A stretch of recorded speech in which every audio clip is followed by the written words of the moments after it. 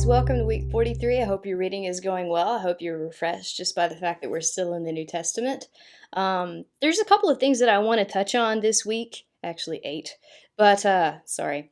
Anyway, I wanted to hit a couple of things because there are a lot of sayings that Jesus has. There are a lot of parables in this week's reading, and there's a lot of stuff that to me it brings up questions, and then also I think to other people that I've spoken to.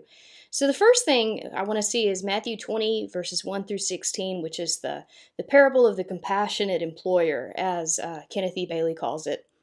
And so you have this guy that he goes out to hire workers, and he goes out 5 times in the day, and he goes and he hires somebody at the beginning of the day, and then the next part of the day, the next part of the day, the next part of the day, and then finally an hour before the workday is over. And a lot of people have looked at this parable and had trouble understanding it. So I looked it up in it's a book called Jesus Through Middle Eastern Eyes. It's by a guy named Kenneth Bailey. And I really like it because it takes a good hard look at the culture in Palestine, the culture in Israel, the stuff that you see today culturally, and then it sort of reflects back on that. And it also uses scholars that have lived in that area throughout the history of Christianity that we as Westerners, most of the times, we haven't read these people. So it's a pretty interesting book. And the guy makes a pretty big deal about how the reason this employer, who is a picture of God, is so compassionate is that he is really interested in human need, and in this case, people who are unemployed. And so Bailey says that there are people out in Jerusalem, there are Palestinians that will go by one of the gates of the city, and they'll hang out in one of these areas. And so people will come by, and they will come and they'll hire them throughout the day. And most of the time, these guys are standing out there, they're waiting for somebody to pick them up and hire them, and they leave typically by noon if they're not going to get hired that day, because what's the point of staying out for any longer? You won't make enough money. So what happens here is this employer, he's the master of his own house. He's got his own fields. He's in charge. And he personally is going out several times, even in the heat of the day, to go hire new people and bring them to his field. And each time he says to them, I will pay you what is just. And when we look at this context, you have men who are out, they probably have families and children, and they have one shot at making sure there's food on the table for that day, and that's getting hired. Because they don't have the same kind of social structures that we have in our society. So they have one shot for food for the day. That's to be hired, and you see these people they've clung to hope instead of going home in shame and saying, I couldn't get anything, we're not going to eat tonight. They've clung to hope, and they've stayed there all day long looking for work, and just in case they might get even a little bit of something to take home. And so this master, he goes and instead of sending his steward, he goes out personally because he's interested in all of these people. And he brings them in each moment of the day and he says, I'll pay you what is just. And then at the end of the day, he starts with the people who've only been there for an hour and he pays them a day's wage. And so the people who've worked all day, of course, they're thinking, well, we're going to get more than that because these guys have only been here for an hour. And then they get really angry at the end. Bailey brings out something really interesting that they say. It's because they say to this guy who has hired them for what is just, which is a day's pay, they say, you've taken these people who've only worked for an hour and you've made them equal to us. And that's what they're really angry about. You've made them equal to us. We did all of this. They just did an hour, and you've made them equal to us. And he gets angry, and he says, can't I do what I want with my own things? Why are you angry with me? Because I'm so generous. In reality, they worked for a day. They got paid for a day. That was a just wage for that day. And then those other guys came in, they worked for an hour, and they got paid for a day. And, the employer said, I'm going to pay you what's just. I'm going to take care of you and your family for today. I'm not giving you charity. You're still working, even if it's for an hour. But I'm paying you what you need so that you'll be able to go home to your wife and your children and give them food. And so, it speaks of the Lord's compassion. It speaks of our hearts as humans that we don't like for other people to be considered equal to us if we don't feel like they've done as much as we've done. And it says so much about just the paucity of our spirits, that we hate the generosity that comes to people because we don't feel like they deserve it, because they didn't work as hard as us, or they don't have, they don't have as many credits as we have, things like that. And so we get angry when God is thinking about, how can I take care of people as they are, all of them, take care of all of their needs, their families? How can I watch over them? How can I give them salvation? even if they're not as religious as other people, that salvation is still totally available. That love and that mercy is still totally available. And it's not ever the religion and the works that you do that gets hold of it for you. It's all because he's good and he goes out to people who couldn't do it for themselves. If those first people hadn't been hired, they wouldn't have eaten either. And so it didn't matter. All of those people were people who didn't have jobs, and all of them were given an opportunity, and all of them were taken care of. So it's just really interesting to me the way that he kind of looks at that parable. Another thing, John 12:41. I think I brought this up when we looked at Isaiah, but I want to go back over it again because in John 12:41, it says, "These things Isaiah said when he saw his glory and spoke of him." And right in that passage, it quotes both Isaiah 53 and Isaiah 6. And so it's talking about, here is the Lord, and he's blinded these people's eyes and he's hardened their hearts so that they won't repent. But he's also this one who's come in Isaiah 53, and, he's the arm of the Lord. He's the one who's suffering. And it's really interesting because John says Isaiah saw his glory and spoke of him in Isaiah 6, that he was seeing the glory of Jesus. And when you see that in Isaiah 6, it's talking about the Lord with all capital letters, the Jehovah God. And Isaiah was seeing the glory of Jesus at that time. That does a couple of things for us. It gives us a deeper understanding of how glorious Jesus is and what it is that he left behind when he emptied himself and came to this earth. That he was the one high and lifted up, and the train of his robe filled the temple with glory. And the angels were on both sides of him singing, "Holy, holy, holy." And he left that to love us. And then also it's something that we can show to our friends who are Jehovah's Witnesses and just say, hey, this is something that's clearly saying that when Isaiah saw the Lord, he was seeing the glory of Jesus. And so then we have to go back and look and say, when you say Jehovah is this one God and then Jesus is something different, but the Bible says something else, then that's a decision that you have to make. So I just thought that was really neat. I just think it's super cool. Also in John 12:40 and 42, it talks about the blinding eyes and the hardening hearts. And then it says, even so, many among the rulers believed in him. So we see something that's happening that's really interesting. God is hardening a certain group of people so that they won't believe, because he has to accomplish salvation through the slain lamb. So these people have to kill the lamb. And so they're seeing all of these miracles, which is just plain crazy. The sheer amount of stuff that Jesus does for the people that can't be explained by anything else. It can't be done by anyone else. And they still are going to crucify him. So God's hardening their hearts intentionally so that they will crucify his own son.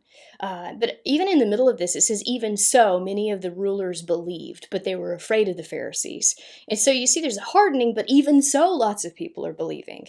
So I think we have to be pretty cautious when we assume something about who is being hardened by God at any given moment. In most of the Bible, we're not told about the state of someone's heart. Occasionally, we're given heaven's perspective, and it says this person was hardened, these people were hardened, and there was a purpose for it. But for the most part, we're never told that. We don't have heaven's perspective, and we need to be really careful about assuming what we know about anybody's heart at any given moment. And I think when you look at that, like think about evangelism, when you think about it about certain people groups in this world, and you think, well, those people are just hardened toward the gospel. You don't know that. Maybe they haven't been given a chance to hear it yet, or maybe they haven't been given a chance to hear it in a way that makes sense to them and their culture. That it hasn't been put like a diamond. You put it in a beautiful black box with black velvet so that it shines. Maybe we haven't figured out the proper presentation of the gospel so that it shines for that culture. Maybe it's not that they're so hard, that they just need to hear it. So I just, for missions, that's a really interesting thing. People's story's not over yet. Another one is Mark 11:12 through 14, and then Matthew 21:18 through 22. This is the story of when Jesus curses the fig tree. Now, I'll be honest with you, this story doesn't bother me, and it never has, because I don't care about trees. I don't care if a tree dies. It's a tree. But there are people, and when they read this story, this causes a real problem for them in terms of what they think about Jesus's personality and Jesus's mercy.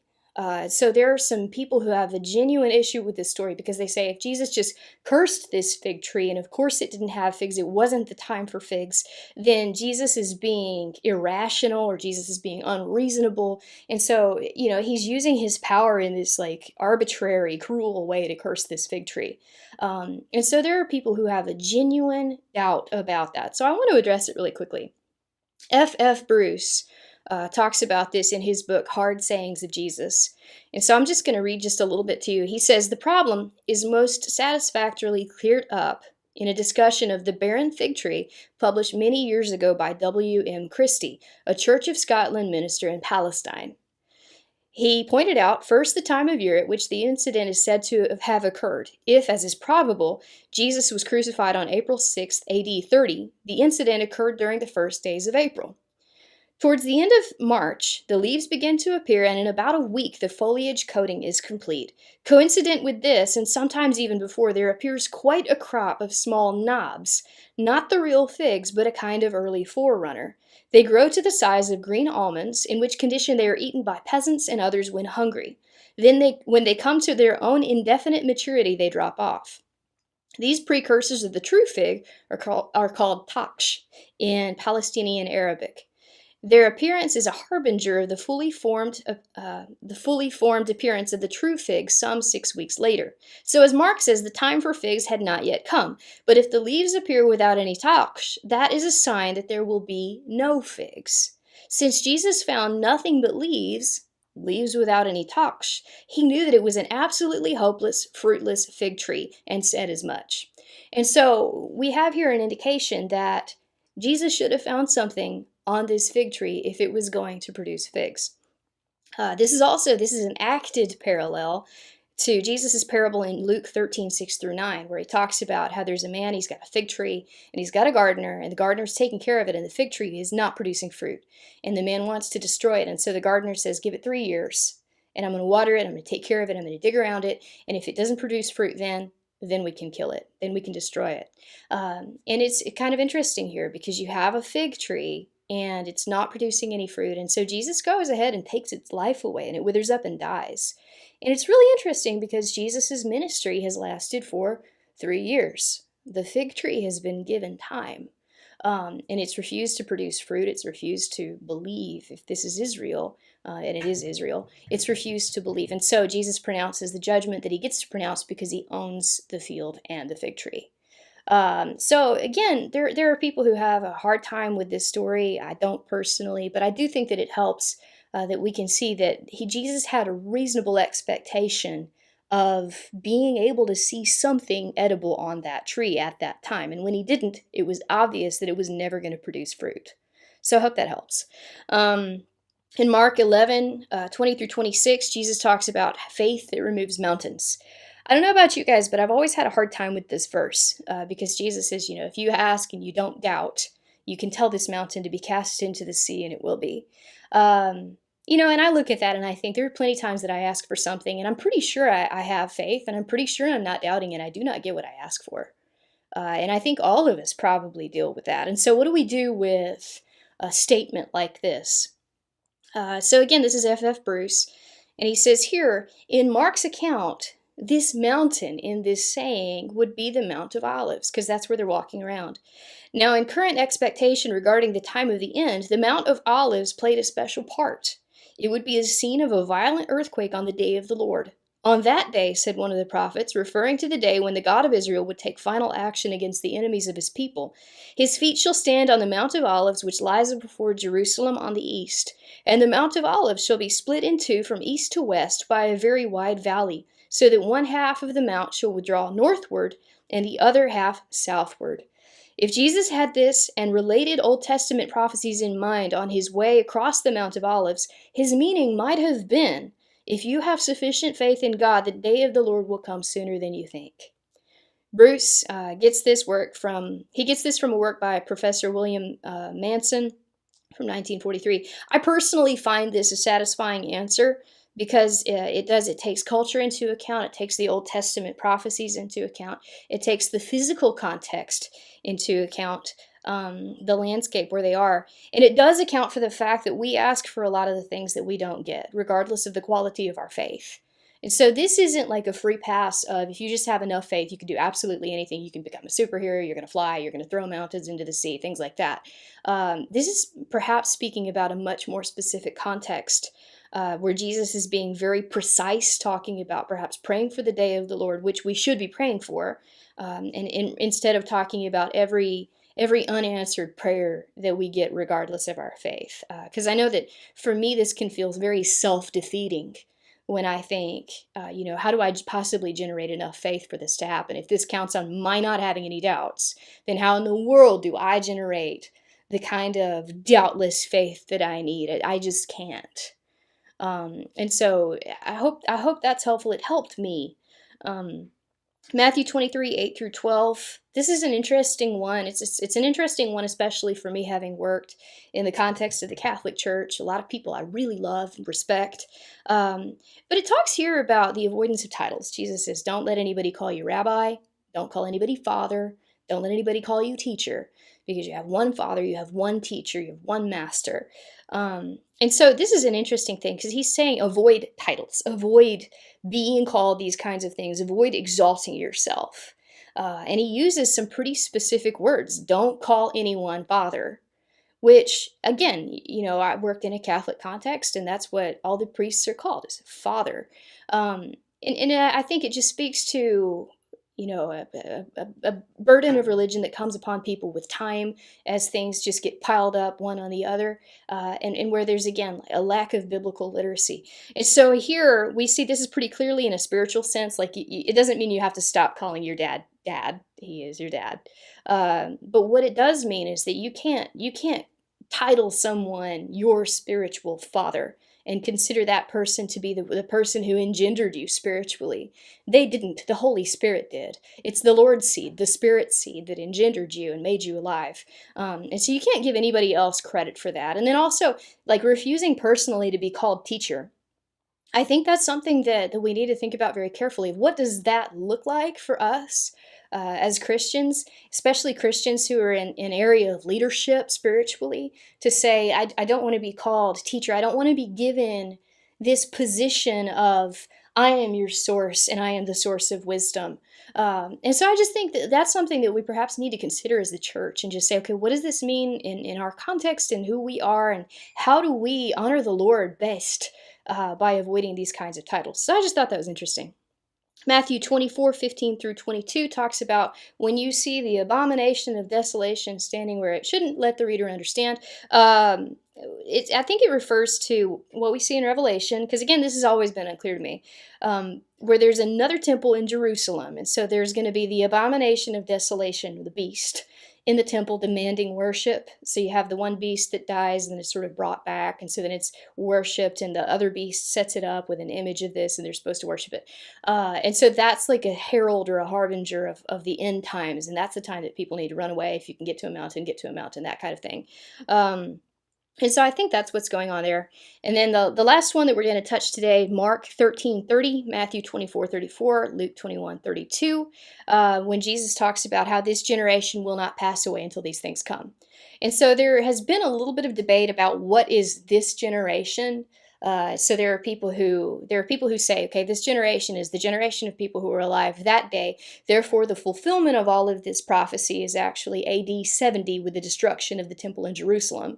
There are other people who say that this generation is the generation that proceeds from these people. So the Jews that, this nation that is a descendant of these people who were alive that day. And so then this day that the generation will not pass, that's the end of days. And then there are other people who say that when Jesus is talking about this generation shall not pass away until all of these things have come, he's actually speaking very far in the future of the generation that will be alive in those days, and that all of that will happen within their generation. I'll let you come to your own conclusion on that. I don't know. I personally think it makes pretty good sense that Jesus might be talking about that actual generation in the future. But I don't think we win or lose anything by deciding one of those things or another. I think there are probably a couple of options there that are pretty good. So I hope that helps, and I hope you guys have a great week. Thank you.